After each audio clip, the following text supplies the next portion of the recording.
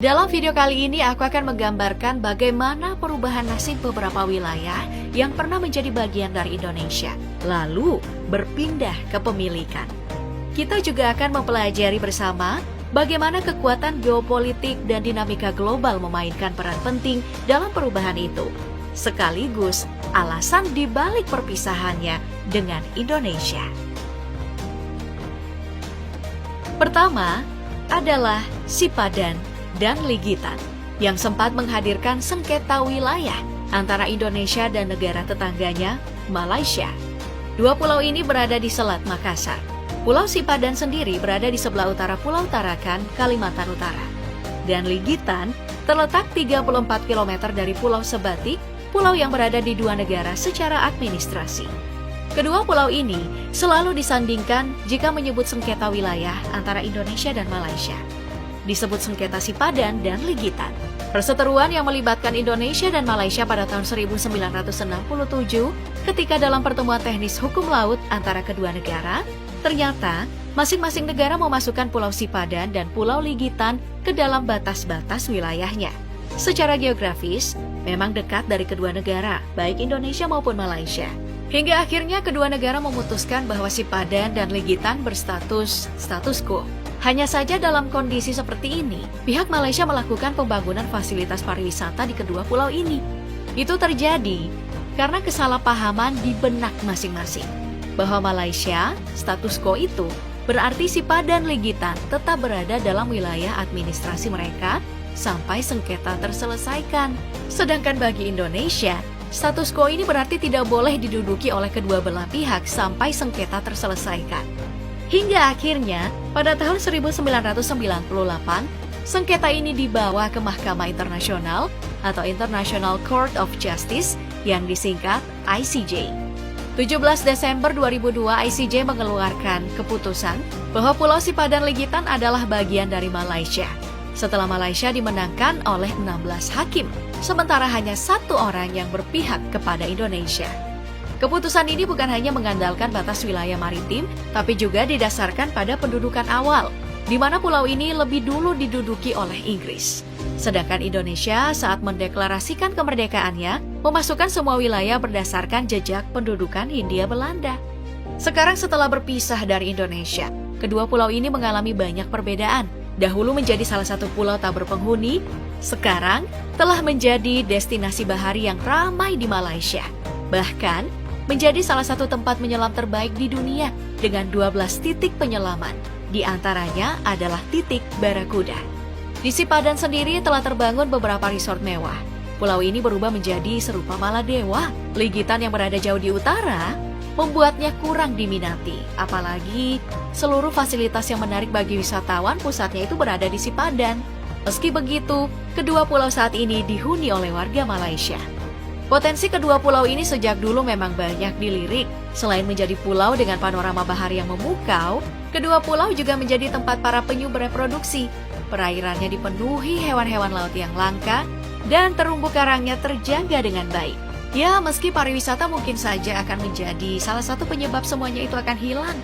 Pemerintah sempat mendapatkan kecaman dari banyak pihak saat kedua pulau ini menjadi milik Malaysia. Sangat berbeda ketika ada kabar bahwa Indonesia mendapatkan tambahan pulau baru yang luasnya 2.000 kali lipat dari Pulau Sipadan Ligitan. Tak ada gambaran rinci tentang pulau baru yang berada di Aceh Barat itu.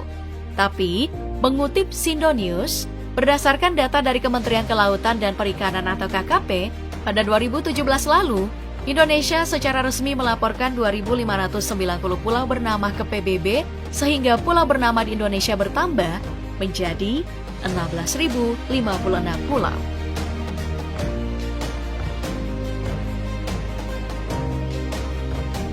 Salah satu bekas wilayah Indonesia yang sangat berbeda saat berpisah adalah Timor Leste. Pasalnya, tidak melalui sengketa dengan negara lain. Wilayah itu kini malah berdiri menjadi negara sendiri. Timor Leste dulunya bernama Timor Timur, sebuah negara pulau di Asia Tenggara. Portugis datang ke Timor Timur pada abad ke-16, melakukan pendudukan dan mempopulerkan nama Timor Portugis hingga tanggal 28 November 1975 saat Front Revolusi Kemerdekaan Timor Leste atau Fretilin mengumumkan kemerdekaan wilayah itu.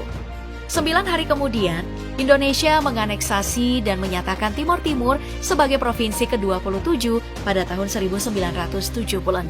Sejak itu, pendudukan Indonesia menghasilkan konflik yang berkepanjangan antara Fretilin dengan militer Indonesia.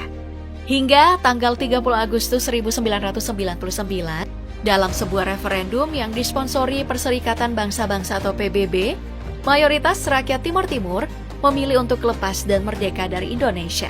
Setelah referendum, milisi anti kemerdekaan Timor Timur diorganisir militer Indonesia melakukan taktik militer bernama Bumi Hangus, di mana segala hal yang berguna untuk musuh akan dihancurkan.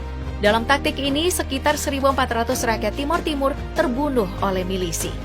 Tanggal 20 September 1999, Angkatan Udara Internasional untuk Timor Timur atau Interfat dikirim ke Timor Timur untuk mengakhiri kekerasan.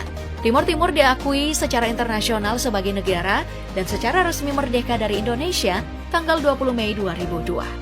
Sebagai sebuah negara yang baru terbentuk dan baru saja lepas dari konflik, Timor Leste masih tertatih-tatih dalam pembangunannya.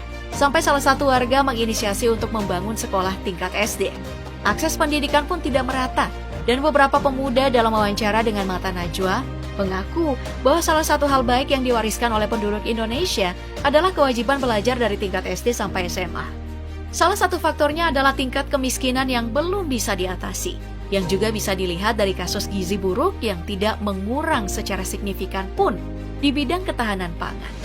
Tapi untuk kesehatan, Timor Leste mulai berkembang. Sebuah penelitian oleh WHO atau Organisasi Kesehatan Dunia yang mengatakan bahwa pada tahun 2018, Timor Leste tidak memiliki lagi kasus malaria. Pada tahun 2002, kami hanya memiliki 19 dokter. Tapi saat ini, mereka telah memiliki lebih dari 1.000 dokter. Aliran listrik di negara ini juga telah 24 jam. Australia ikut membantu untuk meningkatkan konektivitas dengan mendatangkan kabel bawah laut. Sebelumnya mereka telah memiliki fiber optik di seluruh negeri. Dan yang paling kentara setelah mereka merdeka adalah tidak ada lagi kekerasan yang selalu jadi momok bagi warga.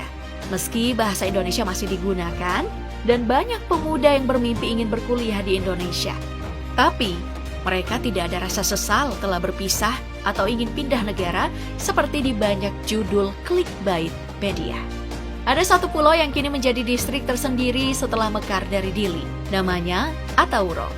Pulau ini cukup terkenal dengan panoramanya yang cantik. Jaraknya cukup dekat dengan Provinsi Maluku.